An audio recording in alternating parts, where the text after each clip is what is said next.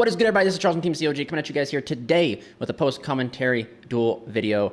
More so a review of the match. If you guys watch my community polls and stuff like that, or watch more on the community tab when I post, I ended up going to the charity event this weekend, ended up going 4-0 with this deck here. And if you guys don't know what this deck is, guys, it's Generaider Runic.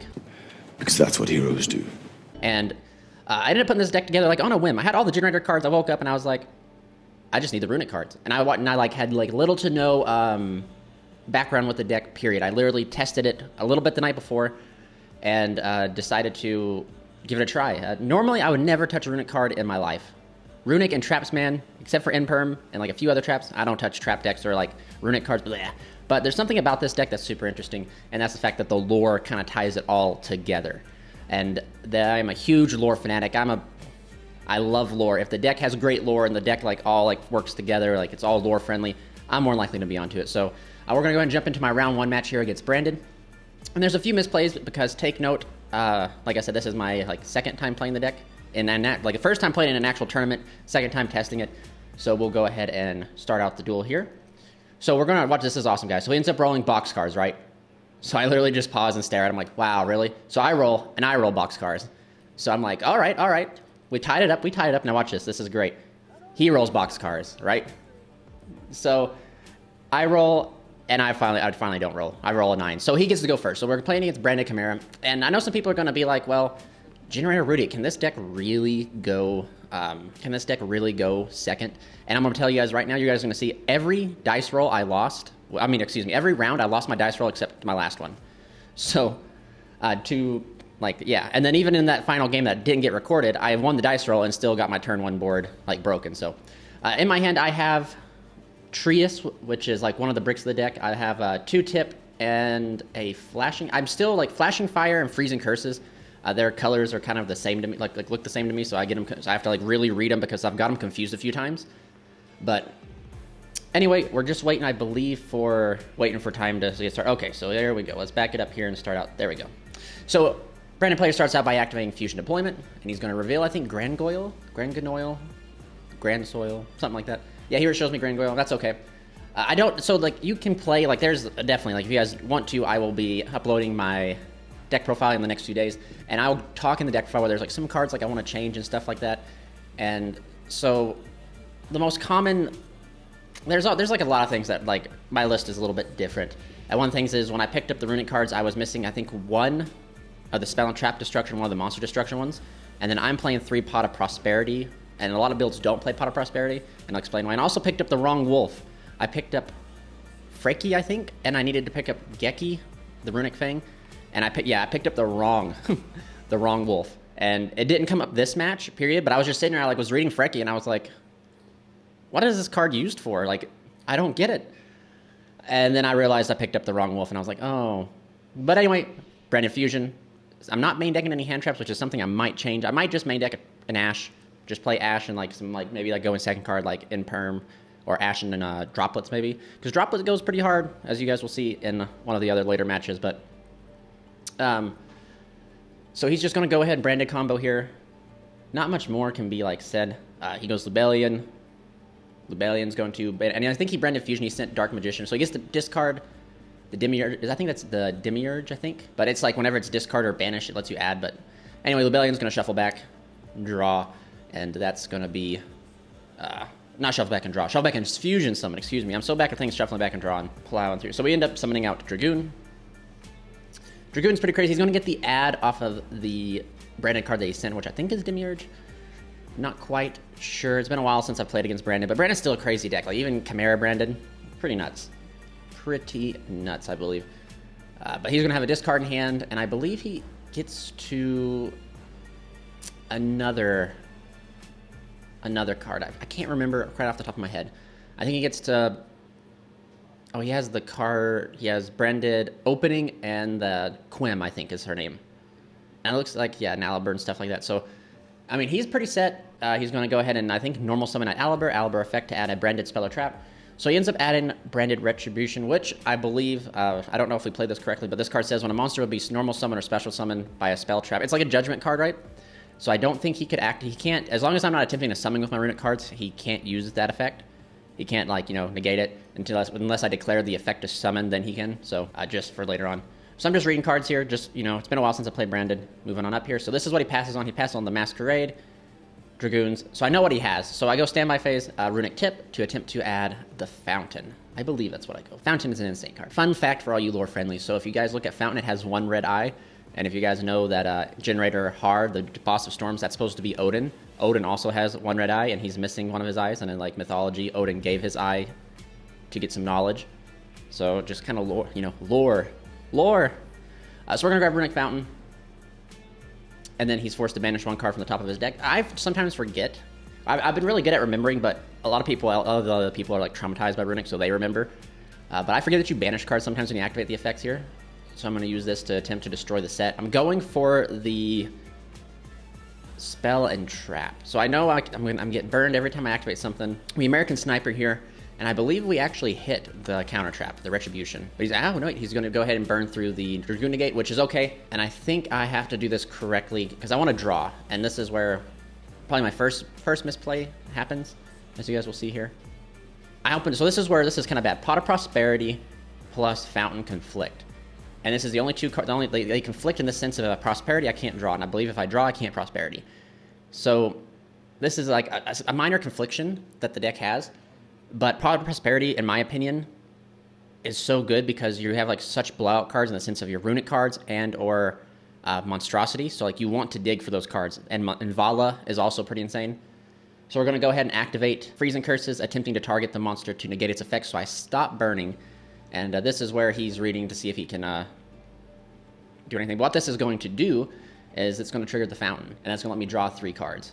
Trius in my hand. Trius is an insane card. Kind of sucks that I open it, but it is what it is. Yeah, and we're just talking. But he has that Brandon in red, which is going to bite me in the butt. So anyway, he mills the top, I think 3 or 4. 1, 2, 3. There we go. Fountain effect will let me put back 3 and draw. And see, this is all right. So huge misplay, and it actually ends up hurting me a little bit more. And it actually hurted me a lot in testing. Is Runic Fountain puts it to the bottom of the deck. I always thought it shuffled in and you drew, and that's just because I'm a YuGiOh player and I can't read. And you know how many times in testing I would draw the same cards, the same Runic cards I'd already used, and I shouldn't have drawn them. Well, I don't know if I shouldn't have drawn them, but my chances of drawing were higher. Like here, I draw 2 of the same ones, and a Vala, and I shouldn't have drawn that. I should not have drawn. I shouldn't say I shouldn't have drawn that, but the likelihood of me not drawing it. So always remember, the spells go to the bottom of the deck, and then you get to draw 3, which is awesome. But anyway, as you can see, I end up having I draw almost all the same named, and my hand is literally Vala plus all the Runic spells that I've used, and Trius, and yeah. So could have came out different, but since we have Runic Fountain up, we're able to play the Runic game, and that is okay. The Runic game is decent. But to see again, like now looking back, if I would have had the right wolf, I could have done things like way different.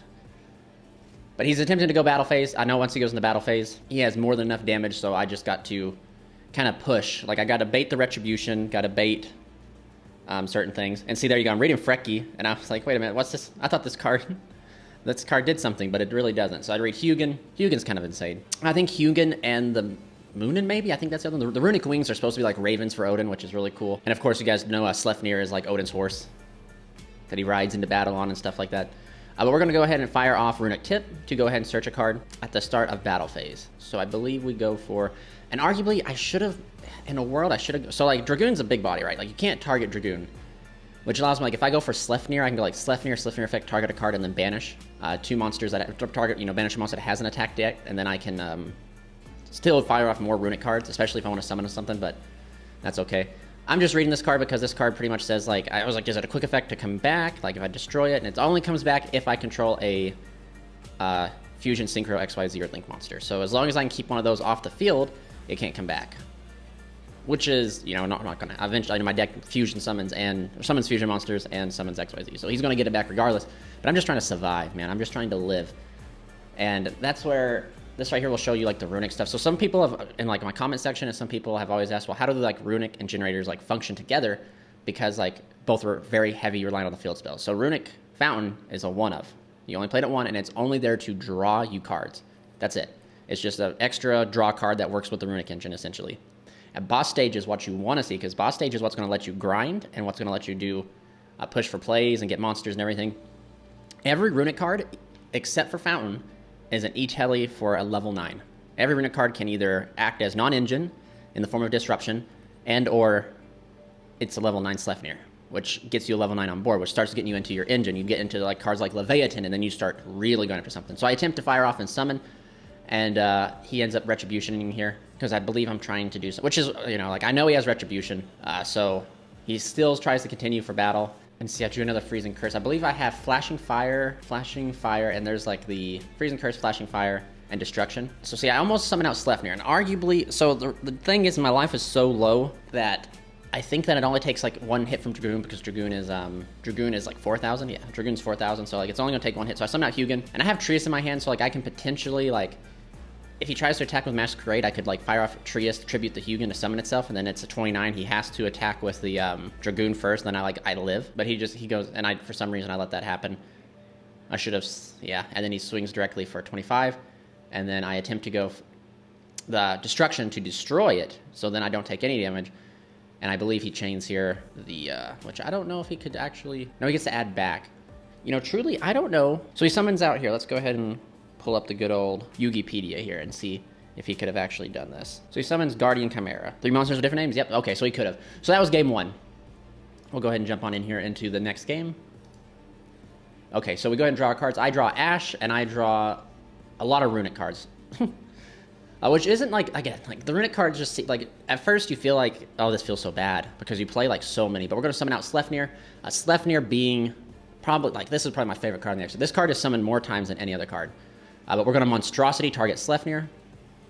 And so I do make a minor misplay here. So this is second misplay, and I catch it. And I tell him about it after the match, and there's a reason why and stuff. So I summon out Vala, which is correct. I can summon out Vala, and as you guys will see here, I summon out Trius. And I can't summon out Trius because it has to be a different type and attribute than Sleipnir. Sleipnir is a beast, which is great, but Sleipnir is a light, and you'll see what happens. I summon out Trius, and Trius is a light. And see, as you can see here, I'm thinking about summoning out Hela, but I'm like, no, wait, there's a way that I can do this better. I can summon out Trius, and then when I get to my field spell, I can do stuff. And so do take note of that. Monstrosity is literally one of the most insane cards in the deck, and that's why I believe Pot of Prosperity is a good option, because you're like any runic card, regardless of Fountain, is going to get a level 9. So you want to see like runic card plus Monstrosity, and then you can like hand rip for like 2 or 3 cards. Do take that in mind. Like that's pretty insane. So like that's why I think Prosperity is a solid card to like play in the deck. So you can dig for those runic cards, you can dig for that Monstrosity. But again, I know someone's not playing. So right here, Trius shouldn't be here, but it's not going to contribute to like the end of the game. And in fact, probably summoning. I should have summoned Helena, because like right here, let's go ahead and as soon as I go here for Blafnir. So what I should have done, I already have a Generator in hand. I have Lopter in hand, but I could have done this so much better. If I would have summoned out Hela, I would overlaid, detached Vala, ripped a card, right? And then I would use Hela effect, tribute itself for cost, summon back Vala. Vala then summons back Hela, overlay, detach, rip another card. Overlay, so that's 2 cards being ripped. Overlay for F-Zero, go into Draconic Future. Normal summon Lopter, Lopter effect, tribute, summon out Mardell. Mardell, grab boss stage, activate boss stage.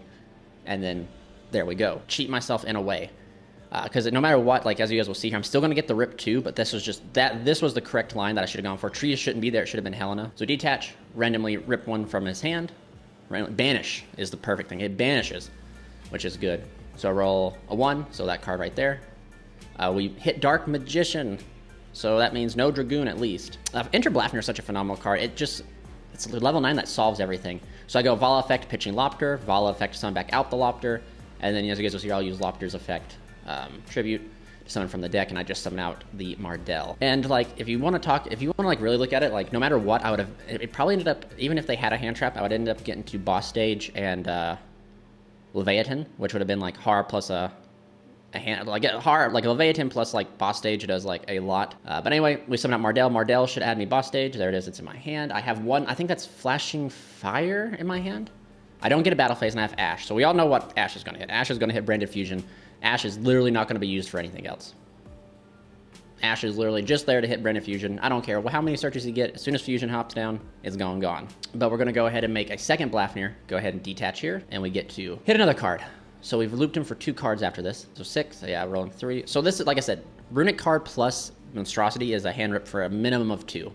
And if you add like boss stage into it, it becomes like a hand rip for 3, technically 4, because you get them on the opponent, you get them on their start of their turn too. So you've like, they only have like 2 cards to play with. But we go F0, and we're gonna go right on into Draconic Future. So there's our monster negate. And something I also gotta remember is always try to remember to set your runic cards, especially when you don't have Fountain up. Always set them, because they are disruption. They are quick play disruptions, and sometimes you just need that to like survive the game. Arguably, like even like so.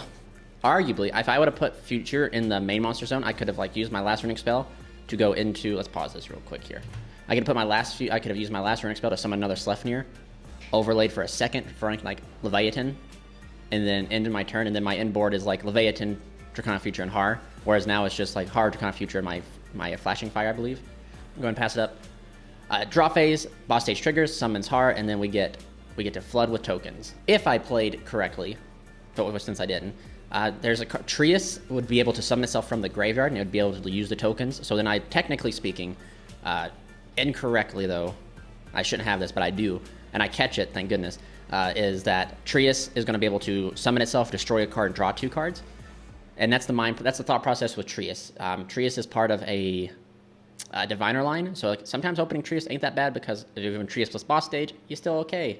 Trius is a hand trap because it activates in the hand or grave, pretty crazy. But that was my thought process when I decided to go with Trius, but I realized I can't now because of like cards, you know, right? So we're going to see him activate Fusion Deployment, which I don't care. Go ahead and reveal. I think he, again, reveals Grand Goyle to summon out the card Tisha, I believe. And, oh, man. See, this is why like we're going over this, right? If we would have been able to go back and look at stuff, it would have been slightly different. So he's going to discard a card. He's going to summon out he's going to try and use the Fallen of Albaz to try and fuse. I make a minor mistake here. In the sense I use the Draconic Future.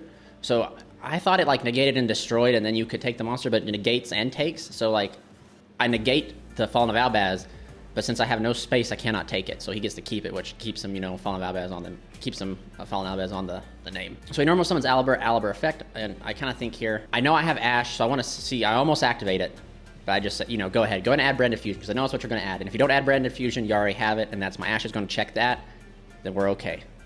We're off to the races. I don't get a battle phase next turn, which is very important. However, the way the deck works, as I'll explain the profile a little bit more in depth, is that you don't care about that battle phase. You don't get a battle phase, but that's okay, because your turn 1, you're supposed to be ripping resources from your opponent's hand. During your turn, you're supposed to be ripping resources from your opponent's hand. So it comes around to when you finally have a battle phase, they won't have nothing. So he smacks down Branded Fusion. I go frame 1 Ash Blossom, and then see, there I go. I check Monstrosity, and that's exactly, I was like, oh no.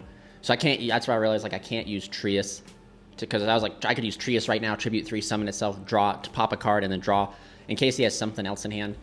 And Har just Odin being able to check whatever he has. So actually, totally noticed this, we missed a Har effect. So when he added Branded Fusion, Har should have triggered, and he should have been forced to discard a monster card or send a monster card from field to grave. So we missed a Har trigger there, which is kind of disappointing. So, but he's going to fire off Branded in red, or Polymerization, never mind. And we're going to go Har effect. And I decided to tribute the 2 tokens. I almost tributed both my big monsters, Mardell and Har, because I thought like, oh man, because of the fairies, you know, with Trius. But I remember end phase, you know, tokens get destroyed. I draw for turn. I forget, what did I draw? Probably another boss stage. So right now, this is exactly, so I get no battle phase, right? So my number 1 purpose is to establish the biggest board I can establish, because I gotta do it. Because right now, since I don't have a battle phase, I'm not gonna kill him. So I go Vala effect, pitch boss stage. Vala effect, summon back the Lopter. And Lopter gives like everything 1,000 attack, which is every generator 1,000 attack, which is pretty good. And then if you have like Lopter plus Leviathan out, you end up having a 2,000 attack difference between all monsters, which is can add up. We go ahead and overlay here for Yormag. Do I go Leviathan? We go Leviathan. We go ahead and use Leviathan's effect, tribute itself, and then I get to attach cards to it. I get some Jormungandr and attach cards up to the material it had. I check his graveyard to see if I want to attach anything, because it's field or graveyard. Kind of crazy, man. Leviathan's kind of a custom card.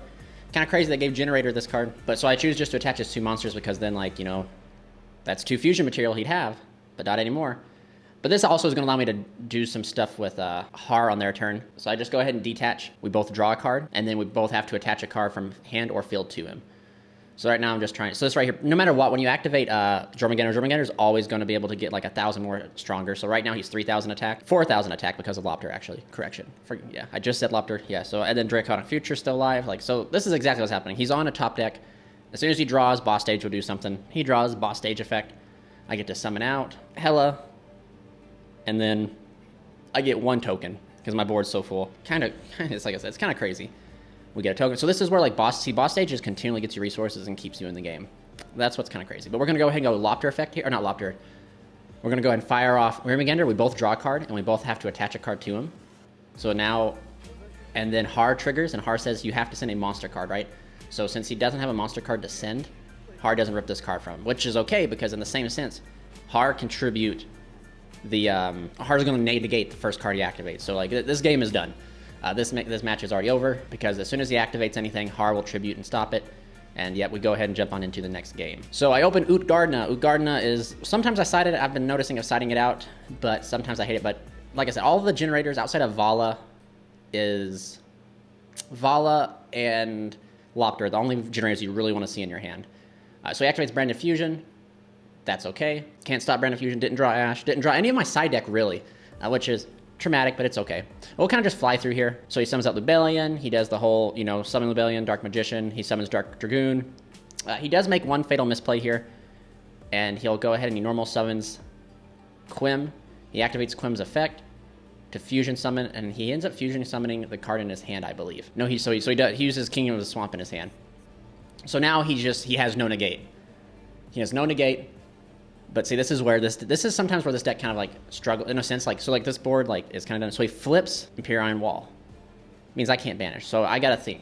Because if I remember correctly, if you can't banish, you can't activate the runic cards. I mean, like I can always activate them to special summon, right? But I can't use their like first effect. So I have like a whole bunch of stuff that's going to come down here. And I have Runic Fountain too, which is kind of rough. So I got to play this correctly. And I tell him 1 second, I got a lot of things going to happen. I'm going to Chainlink 1 effect to negate that thing's effect so I don't burn.